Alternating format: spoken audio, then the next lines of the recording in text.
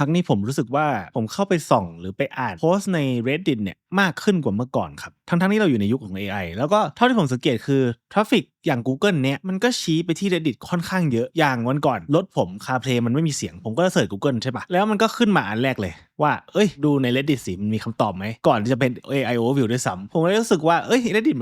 มันก็เริ่มน่าสนใจนะซึ่งคลิปในวันนี้ผมก็เลยอยากจะลองทำในรูปแบบที่ไม่เหมือนปกติคือปกติเนี่ยผมจะไป deep dive มาระดับหนึ่งกันแล้วค่อยมาทำคลิปหรือว่าเริ่มสนใจจนแบบอาจจะซื้อไปแล้วด้วยบางตัวถึงมาทำคลิปเนาะแต่ว่า Reddit เนี่ยผมยังเพิ่งเริ่มอ่านครับแล้วก็คิดว่าทุกคนน่าจะรู้จักอยู่แล้วก็คือไอ้หน้าตาแบบเนี้ยเว็บที่มีหัวข้อย่อย subreddit ให้เราเข้าไปอ่านโพสต์ต่างๆได้อารมณ์แบบพันทิปอะเนาะเชื่อว่าทุกคนที่ฟังคลิปนี้อยู่น่าจะรู้จัก Reddit อยู่แล้วผมก็เลยอยากมาลองทำอีกรูปแบบหนึ่งก็คือหุ้นที่ยังอยู่ในขั้นตอน research เฉยๆแล้วแต่ว่าผมอยากจะมาทิ้ง thesis เอาไว้ก่อนแล้วถ้าชอบจนขนาดจะซื้อเนี่ยหรือลงทุนจริงๆเนี่ยค่อยมาว่ากันอีกทีนึงแต่เรามาเริ่มกันที่ metrics ที่ทำให้ผมสนใจ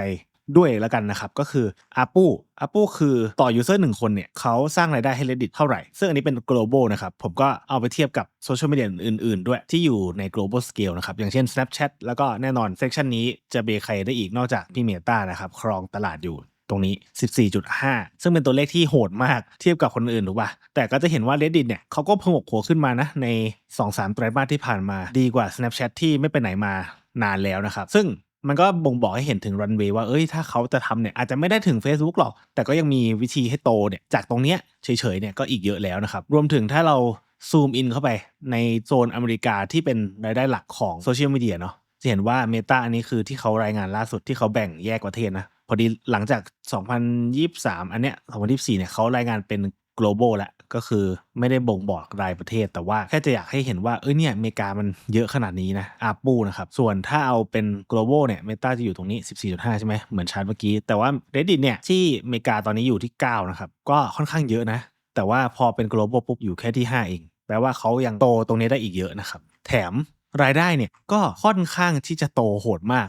67% quarter over quarter นะครับซึ่งอย่างที่บอกคิดว่าผมไม่น่าจะต้องลงลึกเรื่อง Reddit คืออะไรสักเท่าไหร่เพราะคิดว่าทุกคนน่าจะรู้จักกันดีแล้วงั้นผมจะมาเสนอ thesis ที่ทำให้ผมสนใจตัวนี้แล้วกันข้อแรกก็คือ human interaction ครับยิ่งเราอยู่ในยุค AI ถูกปะผมคิดว่าสิ่งนี้การได้ตอบโต้กับมนุษย์จริงๆเนี่ยจะเป็นอะไรที่เป็นเทรนด์อนาคตซึ่ง Reddit เขามี subreddit ถูกไหมอย่างเมื่อกี้อันนี้ก็เป็น subreddit ของ stocks ก็คือมาพูดคุยเกี่ยวกับหุ้นได้ถูกไหมครับซึ่งมันก็จะมี hardcore fans ของแต่ละ subreddit อันนี้ผมไปเจอเซอร์เวย์มาอันนี้ในด้านของกีฬานะครับเขาบอกว่าผู้ใช้ใน Reddit ที่อยู่ใน subreddit เป็น hardcore fan มากกว่า social media แพลตฟอร์มอื่นๆครับซึ่งเขาเรทตัวเองมากกว่าแพลตฟอร์มอื่น 21% เทียบกับ average ของคนทั่วไปเนาะซึ่งคนที่มาอยู่ใน subreddit เนี่ยก็จะเป็นคนที่ตามกีฬานั้นๆจริงๆอย่างอันนี้มันดังในอเมริกาเนาะมันก็เป็น NFL อยู่ 80% แต่ก็จะเห็นว่าคนที่มาตามกีฬาแต่ละชนิดเนี่ยสนใจแล้วก็ดูแล้วก็ติดตามกีฬานั้นๆอยู่จริงๆเนาะซึ่งพอเป็นคนที่มาเสิร์ชเกี่ยวกับกีฬาพวกนั้นอ่ะเขาก็มาให้ในเซอร์เวย์นี้ว่า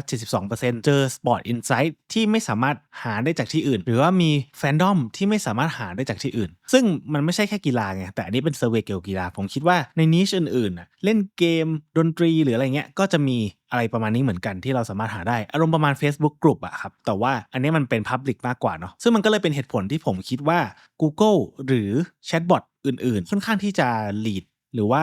ส่งต่อมาที่ Reddit ค่อนข้างเยอะก็คือใช้ข้อมูลอ้างอิงจาก Reddit อะใน niche แต่ละ niche อะเพราะว่ามันจะเป็นพื้นที่ที่คนสนใจสิ่งนั้นๆอะมาพูดคุยกันจริงๆอารมณ์เหมือนพันทิปเลยถ้าใครเล่นพันทิปเนาะแต่อันนี้เป็นแค่ global scale มากกว่ามันเป็น human experience จริงๆอะผมว่าคนสนใจประสบการณ์จากมนุษย์ที่เกิดขึ้นจริงๆอะครับอย่างเช่นผมไปร้านนี้มาผมก็อยากจะฟังรีวิวจากคนที่เพิ่งเคยไปกินมาไม่นานถูกไหมมันเป็นอะไรอารมณ์ประมาณนั้นอะซึ่งในยุค AI เนี่ยผมคิดว่าคนเราจะโหยหาสิ่งนี้กันมากขึ้นและที่สำคัญไอ้ subreddit เนี่ยมันก็เป็นอีกหนึ่งตัวดัน network effect ถูกไหมเพราะว่ามันเป็น interaction ของสองฝั่งคนที่มาส่องเป็น user ที่มาอ่านกับฝั่ง creator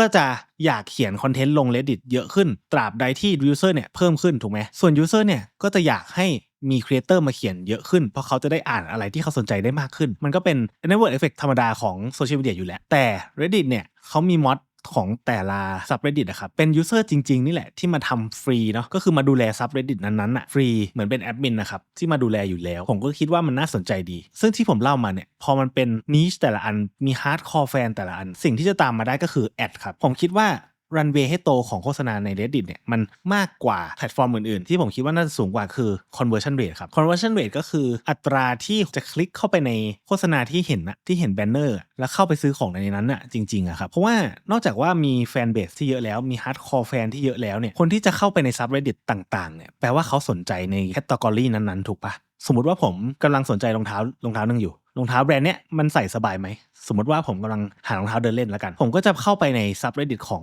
งแบรนด์นั้นถูกปะเพื่อที่จะไปดูว่าคนที่เขาใช้กันจริงๆเนี่ยเขาชอบหรือเปล่าแล้วถ้าเข้าไปปุ๊บผมเห็นโฆษณาของไอ้รองเท้านั้นนะลดราคาอยู่ทำไมผมจะไม่คลิกถูกปะเพราะว่าผมสนใจแล้วผมอยากมาส่องว่าคนอื่นอ่ะเขาคิดเห็นยังไงกับรองเท้าชนิดนี้ผมก็เลยเข้ามาดูถูกปะแล้วถ้าผมเห็นโฆษณาว่ามันลดอยู่ 20% ทำไมผมจะไม่กดเข้าไปดูถูกปะมันก็เลยเป็นเหตุผลที่ผมคิดว่า Reddit เนี่ยยังค่อนข้าง under ad ก็คือยังใส่โฆษณาได้เยอะกว่านี้ยังทำโฆษณาได้ดีกว่านี้เพิ่ม inventory ได้เยอะกว่านี้เพราะว่าถ้าเข้าไปดูในเว็บ Reddit จริงๆแล้วเนี่ยผมคิดว่าพื้นที่ให้วางโฆษณามันยังมีเยอะกว่านี้ครับแต่ว่าแน่นอนเขาก็ต้องบาลานซ์แหละถ้าใส่เยอะเกินเอามาใส่หน้า user เยอะเกินเนี่ยมันก็เป็นผลเสีย user ก็อาจจะไม่ชอบได้แต่ถ้าเราดูสไลด์ของเขานะครับเราก็จะเห็นว่ามันก็เป็นอีกหนึ่งคีย์หลักที่เขากำลังสนใจแล้วก็จะพัฒนาต่อไปนะครับโดยเฉพาะตรงนี้เลย AI เนี่ยก็จะเข้ามาช่วยทำให้โฆษณาเนี่ยมันดีขึ้นได้ถูกไหมตรง target มากขึ้นได้มันเป็นอีกหนึ่ง key area ที่เขา IPO เข้ามาแล้วเขาจะ invest เนี่ยในตรงนี้เยอะๆต่อมาก็คือ international expansion ก็คือการที่ออกนอกอเมริกามากขึ้นก็ต้องยอมรับว่ารายได้หลักยังมาจากอเมริกาอยู่ถูกป่ะเพราะว่าคนส่วนใหญ่ที่พูดกันก็เป็นคนอังกฤษ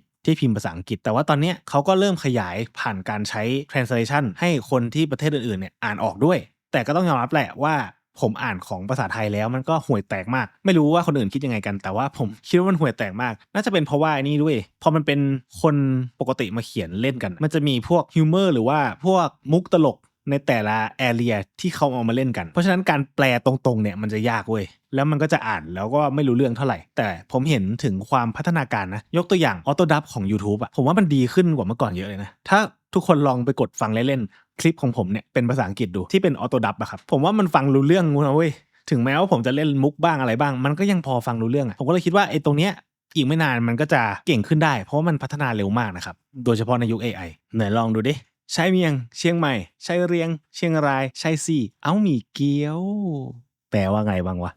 แถมตรงนี้ก็เป็นอีกหนึ่งการลงทุนหลักของเขานะครับที่จะทำให้ Market ใน International เนี่ยเติบโตได้มากยิ่งขึ้นอันนี้ตั้งแต่ Q1 เลยเนาะผมไปหยิบสไลด์เก่ามาดูว่าเขากำลังโฟกัสในการโตด้านไหนก็อันนี้ก็เป็นอีกหนึ่ง area ที่เขาโฟกัสอยู่ซึ่งเป็นสิ่งที่ดีแล้วผมก็อยากเห็นตรงเนี้ยมันพัฒนาขึ้นเพื่อให้คนจากประเทศอื่นๆที่ไม่ได้ใช้ภาษาอังกฤษเนี่ยสามารถเล่น Reddit ได้เหมือนกันต่อมาข้อที่4ก็คือผมคิดว่าโซเชียลมีเดียมันเป็นอะไรที่ยากนะครับทุกคนมันไม่ใช่ใครก็ได้ที่จะมาทำยิ่งในระดับ global scale เลยถูกปะคุณก็จะนึกออกอยู่ไม่กี่เจ้าหรอกที่ทำโซเชียลมีเดียที่คนทั้งโลกเล่นได้แน่นอนใน Meta เนี่ยในเครือเขาเนี่ยมีไม่รู้กี่แอป Facebook IG WhatsApp อะไรพวกนั้นเนาะแต่ว่านอกจากนั้นล่ะSnapchat แล้วอะไรอีกPinterest ไหมถ้าจะนับก็ได้แหละมีอะไรอีกหมดแล้วปะก็มี Reddit นี่แหละเพราะฉะนั้นโอกาสให้ลงทุนในแอปโซเชียลมีเดียครับที่ไม่ใช่ Meta เนี่ยมันมีไม่ได้เยอะหรอกที่เป็นแพลตฟอร์มโซเชียลมีเดียที่กำลังเติบโตได้อย่างดีด้วยนะไอ้พวกนี้มันค่อนข้างที่จะเป็นกึ่งซอมบี้ไปแล้วแถม Key Metrics ที่ผมให้ดูไปตอนแรกเนี่ยผมคิดว่ามันก็กำลังโตได้ดีนะแล้วก็ขยาย User Base ได้ดีด้วยเช่นเดียวกันก็พัฒนา Margin ให้ดีด้วยมันแปลว่าเขาเอาเงิน IPO เนี่ยมาลงทุนได้ถูกจุดนะถ้าดูสไลด์อันนี้ก็จะเห็นนะครับว่า Margin ของเขาเนี่ยดีขึ้นมาเรื่อยๆนะครับแต่แน่นอนทุกอย่างก็มีความเสี่ยงผมก็จะมา list ความเสี่ยงด้วยเนาะนอกจากจะมาขายกาวก็จะมาให้ทุกคนวางสูงกาวก่อนด้วยข้อแรกก็คือมันต้องการ Google หรือแชทบอทอื่นๆในอนาคตถูกไหมถ้าเราไปพิมพ์ใน ChatGPT กันหมดหรือว่าอะไรเงี้ยเพื่อให้มาหา Reddit โดยปกติไม่ใช่ที่แรกนะที่เราจะเข้าไปถูกไหมเพราะว่าถ้าคุณไม่รู้จัก Reddit มาก่อนเลย user ใหม่อะครับจะมาจากไหนมาจากการเสิร์ช Google ถูกป่ะเหมือนที่ผมเสิร์ชเมื่อกี้ว่ารถผมเสียงไม่ออกผมก็มาเสิร์ชแล้วผมก็จะเห็นว่ามันมีโพสต์ Reddit นะผมก็กดเข้าไปดูอันเนี้ยคือ user ใหม่ user แรกมันแทบจะเป็นไปไม่ได้เลยที่ user คนแรกจะเข้า Reddit ไปเลยโดยที่ไม่รู้จัก Reddit มาก่อนถูกไหมและที่สำคัญก็คือ Google เนี่ยมันเปลี่ยนอัลกอริทึมประมาณทุกๆ6 เดือนเว้ยเพราะฉะนั้นน่ะโอกาสที่ Reddit ทราฟฟิกจะลดลงก็เป็นไปได้ขึ้นอยู่กับอัลกอริทึมของ Google เลยถ้า Google ปรับให้มันไม่เห็นเว็บ Reddit เยอะก็จบทราฟฟิกก็จะลดลงอย่างมีนัยยะนะครับแต่ผมกลับเห็นต่างนิดนึงตรงที่ว่ายิ่งเราอยู่ในยุค AI อนาคต Google กับ LM เนี่ยก็จำเป็นที่จะต้องมี Reddit อย่างที่บอกไอ้2อันเนี้ยเขาต้องทำอะไรครับเขาต้องทำให้เว็บไซต์หรือว่าอะไรที่มี engagement ดีๆเนี่ยขึ้นอยู่อันแรกๆถูกปะเพราะโกหลักของเขาคือการเป็น search engine ที่ดีถูกไหมครับอย่าง Google เนี่ยก็คือเราถามหาอะไรเราควรที่จะเจอซึ่งถ้าเราถามหาอะไรที่มันเป็น human interaction ยังไงก็ต้องมี Reddit เว้ยถ้าเขาจะเปลี่ยนอัลกอริทึมแล้วเอา Reddit ออกไปเลยเนี่ย ผมว่ายากมันจะเป็น negative feedback ซะมากกว่าสำหรับคนที่มาเสิร์ชใน Google นะซึ่งหลังๆเนี่ยผมรู้สึกว่า search engine ของ Google มันห่วยลงเยอะนะไม่รู้ว่าเขาพยายามดันคนที่จ่ายแอดเยอะๆหรือเปล่าแต่ว่าผมคิดว่าเขาไม่สามารถทำไปมากกว่านี้ได้เพราะว่าสุดท้ายแล้วเขายังต้องเป็น search engine ที่ดีที่สุดให้ได้ก่อนถึงจะทำอย่างอื่นได้ถูกไหมแล้วถ้าเรามองหา real user opinion อ่ะมันก็มีอยู่ไม่กี่ที่หรอกที่เราจะหาความคิดเห็นของคนจริงๆได้ไม่ใช่พวก synthetic data หรือว่าใช้ AI สร้างขึ้นมาผมว่ายิ่งเข้ายุค AI มากขึ้นเท่าไหร่เราจะยิ่งอยากต้องการสิ่งนี้มากขึ้นเท่านั้นถ้าเราดูอันนี้มาจาก share letter ของเขาเนาะในไตรมาส Q3 2025นะเขาบอกว่า Reddit เป็นที่3ของอเมริกานะครับ most visited site ก็คือคนเข้า Reddit เยอะที่สุดแถมมัน reflect ว่า Reddit เนี่ยคือที่คนเริ่มแหละไม่ใช่แค่พึ่งจาก search engine อย่างเดียวแล้วนะครับถ้าเราดูอันนี้ก็จะเห็นว่าเขาพยายามพัฒนา search ของตัวเองเนี่ยให้ดียิ่งขึ้นทำให้คนเนี่ยเข้ามาเริ่มแทนที่จะพิมพ์ใน Google เนี่ยหรือว่าพิมพ์ใน ChatGPT อะไรก็ว่าไปมาพิมพ์ใน Reddit เลยก่อนอารมณ์ประมาณ Amazon ที่อยากให้คุณไปเสิร์ชหา Product ใน Amazon มากกว่าไปเสิร์ชใน Google แล้วค่อยคลิกเข้ามาใน Amazon แต่ว่าก็ต้องยอมรับว่าอันนี้มันเป็นอะไรที่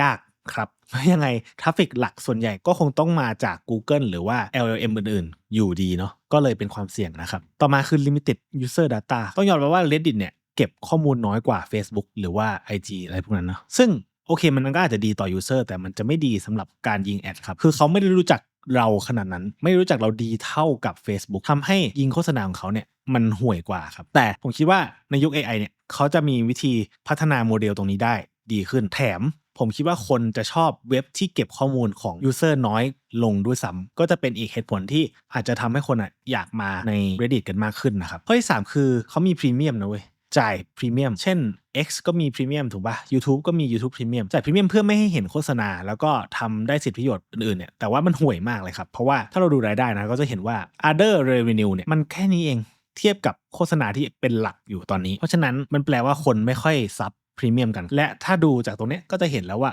มันก็ซับทำไมมันก็ไม่ได้มีอะไรน่าซับขนาดนั้นถูกป่ะก็เลยเป็นความเสี่ยงแล้วก็ไม่รู้เหมือนกันว่าเขาจะทำให้ตรงเนี้ยคนอยากมาซับพรีเมียมกันมากขึ้นได้หรือเปล่าข้อที่4ต่อมาคือหลายๆคนอาจจะคิดว่าข้อดีของ Reddit เนี่ยคือการที่เขาขายข้อมูลให้ AI มันเป็น narrative หลักอันนึงเลยที่ทำให้ราคาหุ้นมันพุ่งแรงอยู่ช่วงหนึ่งเนาะหรือว่าจะดูรูปนี้ก็ได้ก็จะเห็นว่า AI เนี่ยใช้ข้อมูลจาก Reddit เนี่ยค่อนข้างเยอะถูกไหมครับทั้ง ChatGPT แล้วก็ Google AI Overview แต่ว่าหนึ่งอย่างที่จะบอกคือมันไม่สามารถ monetize ได้ขนาดนั้นเขาขายข้อมูล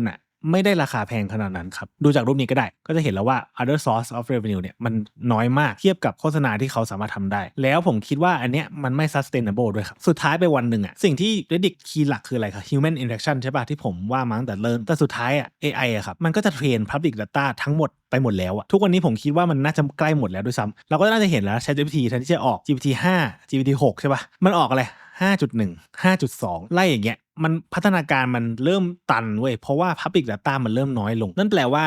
การจะขาย Data เนี่ยมันไม่สามารถตั้งราคาสูงได้ขนาดนั้นเพราะอย่าลืมว่า AI มันเก่งขึ้นตลอดฉลาดขึ้นทุกวันแต่ว่าสิ่งที่เรามาเขียนคุยกันใน Reddit มันก็เหมือนเดิมไปเรื่อยๆนั่นแหละมันอาจจะไม่ได้มีอะไรใหม่มาขายได้ขนาดนั้นเพราะฉะนั้นผมอยากให้เขาไปโฟกัสที่ Key Growth ที่อื่นมากกว่าซึ่งตอนนี้เขากำลังทำอย่างนั้นอยู่ก็คือการทำโฆษณาให้ดีขึ้นข้อที่5คือ User บวก Creator อันเนี้ยก็คืออีกหนึ่ง Network Effect ถูกป่ะที่ว่าไปแต่ว่ายังไงเขาก็ต้องคุมความบาลานซ์เว้ยเช่นเขาเคยจะทำให้ Creator เนี่ยมาเขียนโพสต์แล้วทำเงินกับมันได้แต่ว่าถ้าทำแบบนั้นสิ่งที่จะตามมาคือ quality ของคอนเทนต์จะน้อยลงเว้ยแทนที่คนจะมาเขียนสิ่งที่คนคิดจริงๆอาจจะไปเขียนอารมณ์ประมาณ Facebook ก็คือเน้น engagement กับ drama แทนเพื่อเรียกยอดถูกปะเพราะได้ยอดเยอะก็จะได้ตังค์เยอะไม่ได้เน้นคุณภาพแหละซึ่งอันเนี้ยเป็นสิ่งที่ต้องคอยระวังนะครับเพราะว่าถ้าเขาทำเกินตรงเนี้ยทำให้คนแค่อยากมาเขียนเพื่อเอาเงินคุณภาพของทุกอย่างมันจะลดลงแล้วตีสิสของผมทั้งหมดจะพังเลยที่ว่ามาทั้งหมดนะก็ต้องคอยติดตามตรงนี้ดูก็มาวางตีสิสกาวๆประมาณนี้แล้วกันอันนี้คือยังอยู่ในขั้นตอนรีเสิร์ชนะครับก็ยังไม่ได้ลงดีเทลอะไรขนาดนั้นเนาะแต่ว่าถ้าสำหรับใครที่สนใจก็ลองคอมเมนต์มาคุยกันได้หรือว่าจะมาจอย Discord ในห้อง Reddit ก็ได้นะครับมีพี่ๆที่สนใจ Reddit ค่อนข้างเยอะเหมือนกันก็ลองมาเขียนกาวๆในนี้กันได้เนาะแต่ว่าจะขอชี้แจงนิดนึงคือ Discord เนี่ยคนเริ่มเยอะแล้วจะเกือบ 5,000 คนแล้วนะครับเพราะฉะนั้นผมก็เลยต้องตั้งคำถามตอนกดจอยเข้ามาใน Discord นิดนึงเนาะก็จะอยากให้ทุกคนเนี่ยอ่านคำถามดีๆแล้วก็รบกวนสละเวลาเขียนคำตอบให้ผมนิดนึงเนาะเพราะว่าผมต้องการที่จะยังทำให้มันเป็นฟรีคอมมูนิตี้ต่อไปแต่ว่าอยากจะคัดคนที่สนใจอยากที่จะคุยกันจริงๆเข้ามาเนาะจะได้สร้างคอมมูนิตี้ที่มาแชร์ไอเดียกันจริงๆนะครับแล้วก็เป็นการกรองมิจฉาชีพไปในตัวด้วยเพราะฉะนั้นก็ รบกวนสละเวลาเขียนคำตอบให้ผมนิดนึงคือเมื่อก่อนนะตอบส่งมาผมก็กดให้เข้าแต่ว่าตอนนี้ผมจะพยายามอยากคัดแต่คนที่สนใจจริงๆเข้านะครับก็รบกวนสละเวลาสักนิดนึงทีนี้ก็ประมาณนี้ครับขอบคุณเมมเบอร์ทุกๆคนเช่นเดิมแล้วก็ขอบคุณพี่ทริเนเน่สุดหล่อทั้ง2ท่านเช่นเดิมสำหรับวันนี้ก็ไปแล้วครับบ๊ายบาย